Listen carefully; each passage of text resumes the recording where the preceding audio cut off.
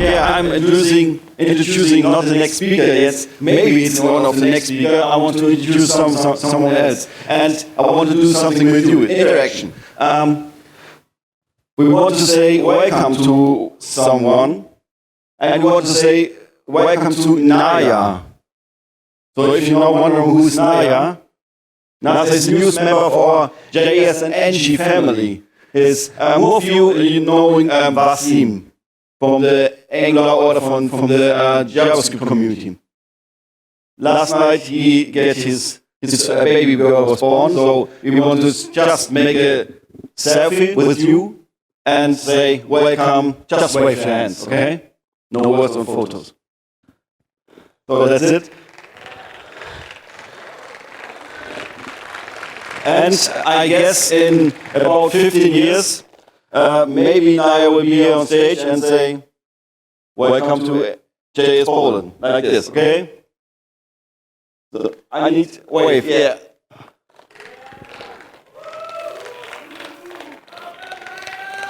It's a photo, so, but it you can decide, it's okay. Okay, I love you. Okay, so I switch from here and make space for you. Okay, the next speaker, I've met him a few years ago and we became friends, so he's not only a community member, he's also a very good friend of mine. And there is, wait, I have to look for I prepared something, a speech for him. There's a legend about him. In one of his streams, Jimi Hendrix appeared and said, hey dude, show me how this voodoo works you're doing on stage, and I show you how you can play Voodoo Child. So I'm not sure if it is true, but I'm pretty sure that he's one of the most recent rock stars on JavaScript community. He's having a guitar, so he must be a rock star, and he's doing crazy stuff with this. I contribute to this project he's working on, and it's amazing. He will tell about way more and tell you about what it is about. Should I help you in any cases? No. And grab my laptop. Okay. I grab my laptop. And yeah, this is Vitalii. He's from Ukraine. He's also known as, I forgot your Twitter handle because I just say we and then Twitter. He will introduce himself as well. And he's, as I said, a great musician and rock star. What are you looking for? Oh, we have to plug up everything. So this time, this is the first talk today with audio and video and real life and VR and AR. Everything. Please, are you ready?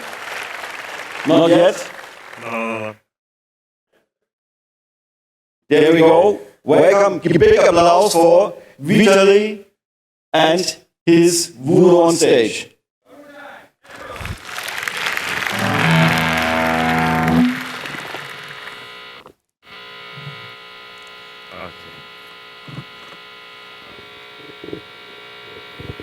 And now since I'm ready, and what about you? Are you ready for something? Okay, let's go in this case.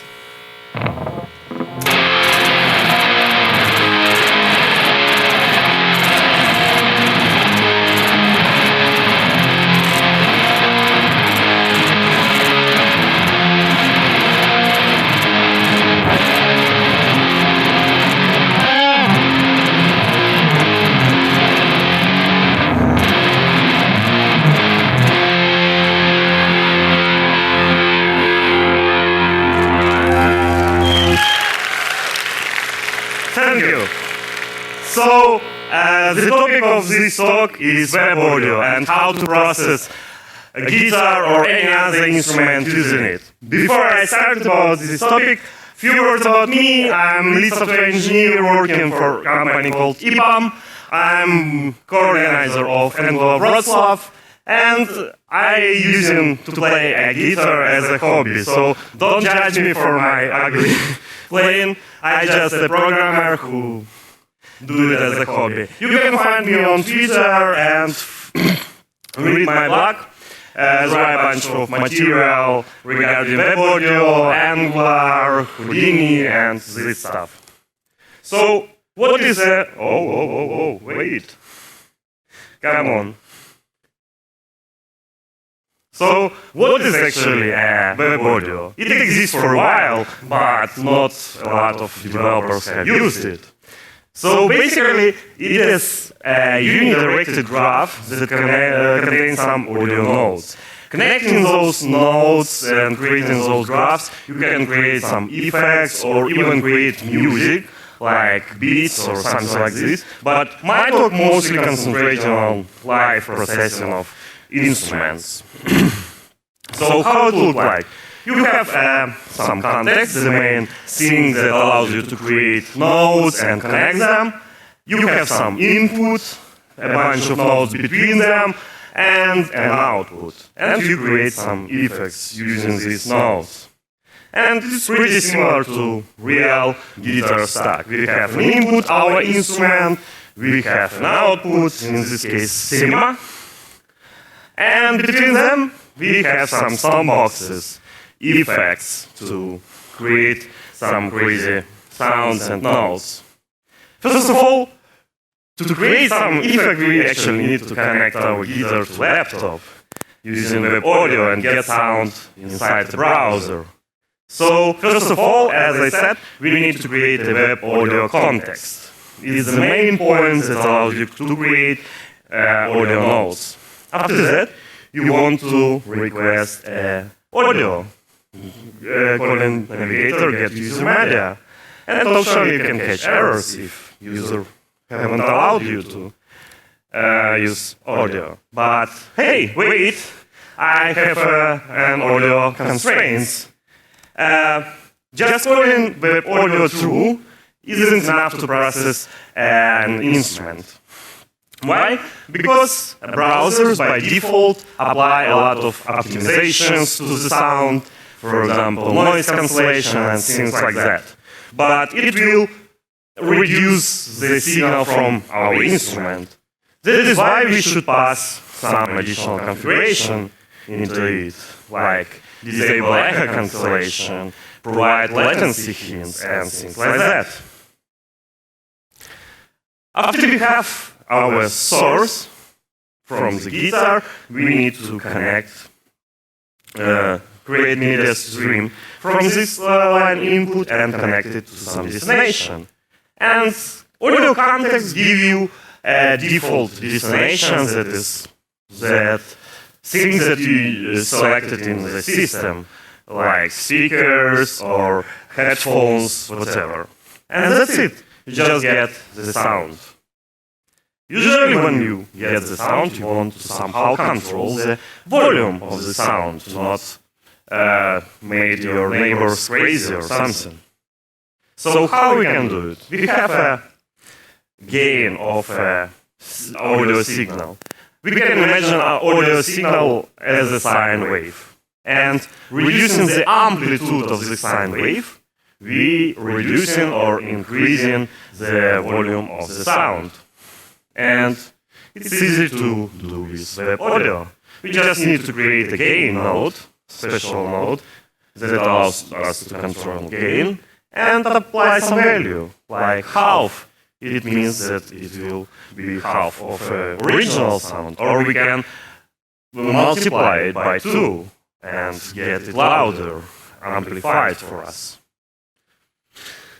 That's the basic stuff, and next I want to introduce first audio actually effects. You can't imagine any hard rock music without this effect, distortion. And actually it's not the only one effect, it's a group of effects that shaping the original wave in a way that it gets completely distorted and give us hard sounds. Oh, wait. And I want to tell you a bit of history regarding these effects. Back in the times, the equipment for guitar players wasn't that good, and sometimes it break. For example, speaker was break, and the sound from this broken amplifier or cabinet became distorted. And musicians started to enjoy it. And they started to break the amplifiers themselves to get this kind of sound. Only few years later, engineers introduced, made this effect by lamps and transistors. So now you don't need to break equipment, you can use web audio. So as I said, it's not the only one effect, it's a group of effects. It includes overdrive, distortion, and fuzz.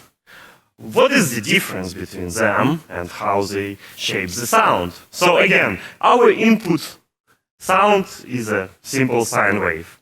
Applying a transform function onto it, we get it more square-like. So, and when we transform the sound in this way, it gives us hardly sounds. This is the example of some transfer functions that goes through the sine wave and make it more square-like. And the difference between three effects is how square the wave became after the wave shaping. For overdrive, it just slightly changing. For distortion, it's more square, and for fuzz, it's almost completely square wave. And square waves usually sound like digital one. So how we can shape the wave in web audio? We have special node. All the cool stuff hidden for you in the API, you can just use those things. So you create the wave shaper node and apply some transform function. You get some amount of effect you want to get, and you generating the list of predefined values for this wave. It's like lookup table for the wave to apply on fly. And we apply this transfer function. Afterwards, we can also add some tone control, because those distortion soundboxes has usually at least one control for tone. And to do that, we can use another cool node, Biquad filter node, that creates a bunch of different filtering for you. You don't need to learn a lot of math and do crazy stuff. Everything implemented on low level in browser for you. So we create a low-pass filter. Low-pass filter is a filter that takes some frequency, and everything below that frequency passes through. Everything higher than that frequency will be attenuated. So we're reducing the amount of high frequencies, moving the cut-off one. This allows us to make sound more lower or higher. Let's try it. Because I can speak a lot about sound, but it doesn't make a lot of sense to not show it. Okay, we have no sound.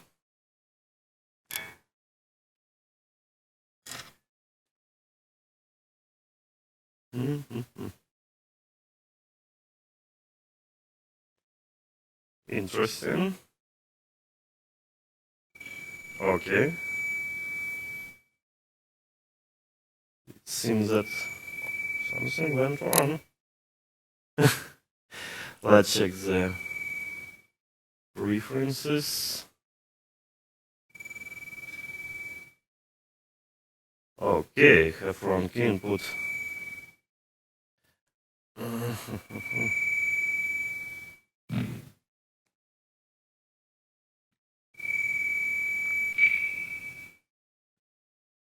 Once again.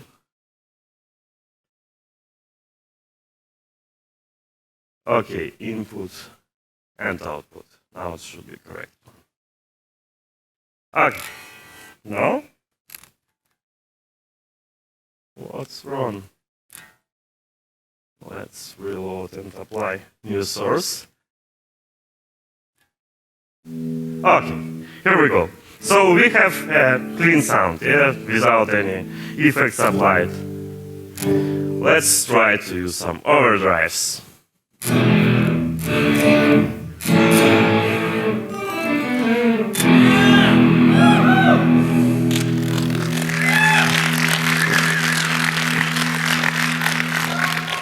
Thank you.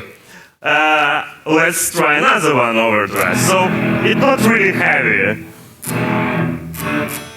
Okay, come on.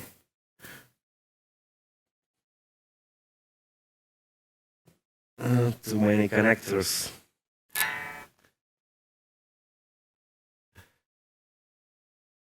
Come on. Output, not HDMI. Come on.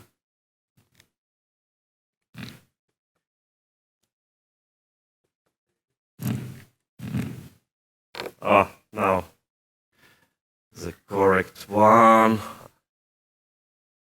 And connect. Okay, here we go.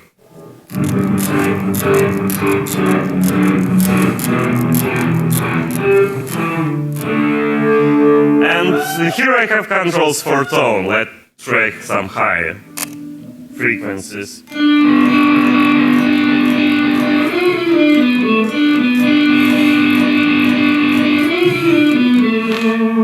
And we can make it more louder.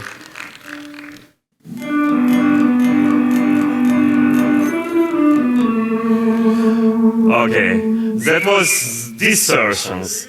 Overdrive, sorry. And now let's try distortion. It's way more heavy.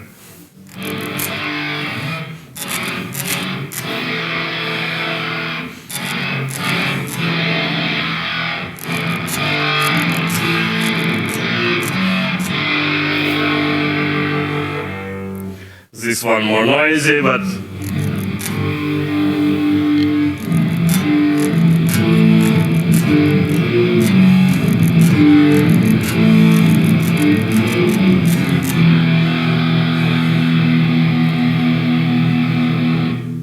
so distortions are more heavier, more harder sounds. And the last one, it's mostly like digital one, it's Fuzz. Okay.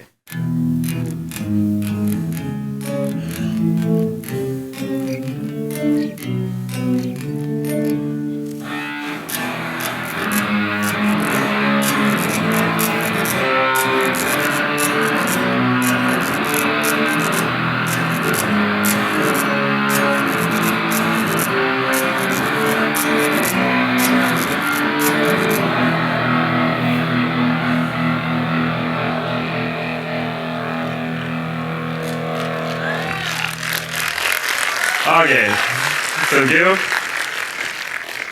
We're going out of time, so I need to speed up because of these technical issues. So another thing I want to show how to recreate is a guitar cabinet, how to simulate those real devices.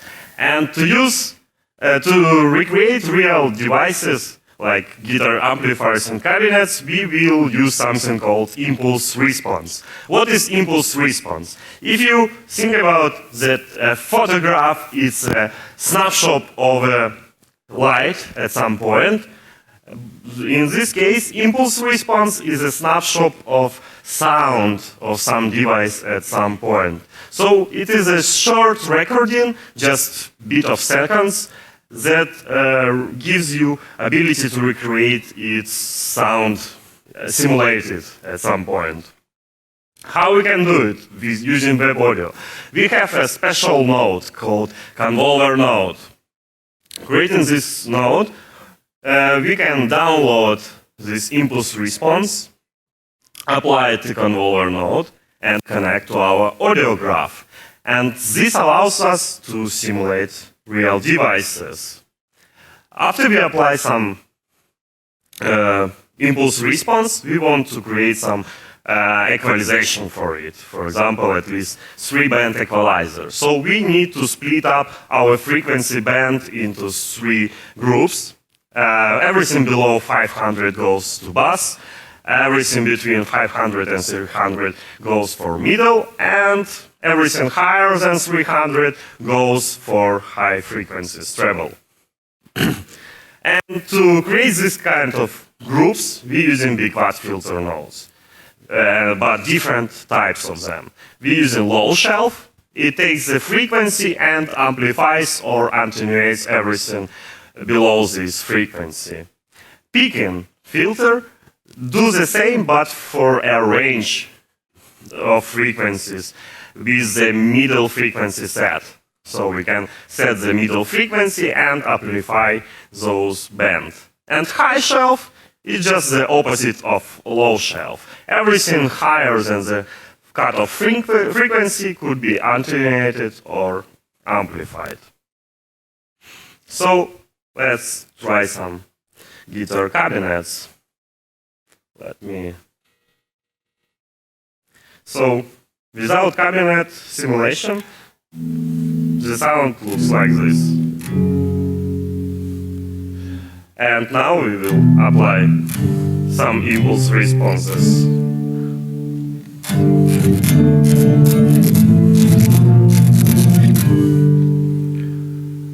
And we can switch different, and it will completely change the output and kind of sound we get. And it became more live.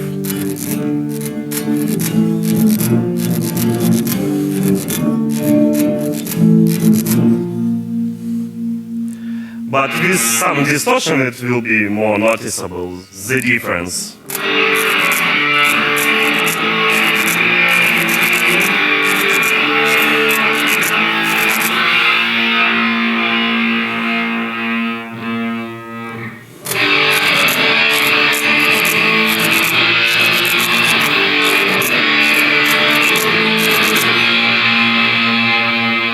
And we can control the middles, for example.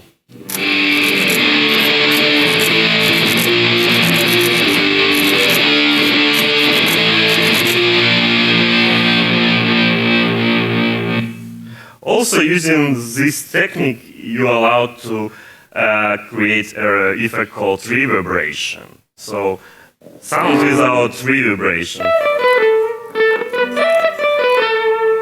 And if you add reverberation, we're using frequencies, impulse responses from some halls or rooms.